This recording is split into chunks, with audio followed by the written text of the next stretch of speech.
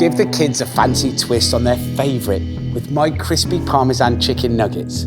Start by halving and flattening your chicken fillets, then season both sides with salt, pepper and garlic powder. Put flour, beaten egg and breadcrumbs into 3 separate trays. Season the flour and the egg and add grated M&S 18-month aged Parmesan and flat leaf parsley to the breadcrumbs, mixing well. Dip each mini fillet in the flour, then the egg, and then finally the breadcrumbs. Then place them on a baking tray once they're evenly coated. For a pickled dip, mix M&S aioli, mustard, chopped gherkins and dill in a bowl. Fry your nuggets in oil for about 2 minutes on each side. Then remove and drain on a wire rack. Serve with the pickled dip, a lemon wedge and some gastropub chips. It tastes so good, they might actually thank you for dinner.